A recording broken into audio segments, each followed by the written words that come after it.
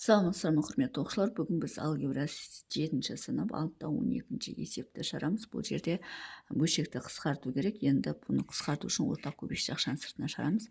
X пен x квадраттан дәрежесі кіші x болады, соны жақшаның сыртына шығарамыз.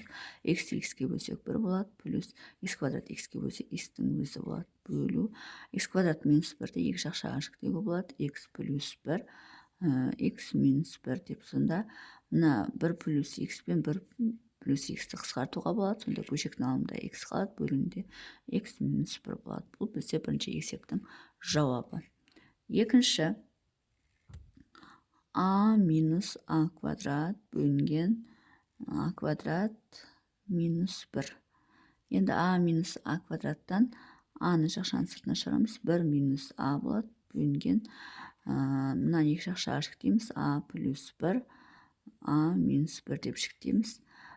Бұл жерде енді мұнда 1 минус a, мұнда a минус 1.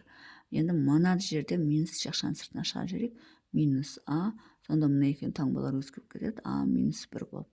Бөлу a плюс 1, a минус 1 тең. Енді осы жерден мына екеуі бірдей болды. Енді осы екеуін қысқартуға болады. Мұнан алдында минус 1, минус a бөлінген a плюс 1. Міне осылай болады екен екінші есептің жауабы. Енді үшінші есепті шығарамыз. Үшінші есеп бізде үшінші есеп a минус b-ның жақшаның сыртында квадраты бөлу b квадрат минус a квадрат. Енді мына жерде a минус b-ның квадратын b минус a-ның квадраты деп жаза беруге болады. Мына екеуі бір-біріне тең. Мынаны екі жақшаға жүктеуге болады. b плюс a, b минус a деп жүктеуге болады. Сонда b минус a-ның квадратынан кетеді, мұнда квадрат қалады. Сонда b минус a бөлінген b плюс a деп жазуға болады. Мына екеуі бізде тең. Квадрат болса ғана тең болады.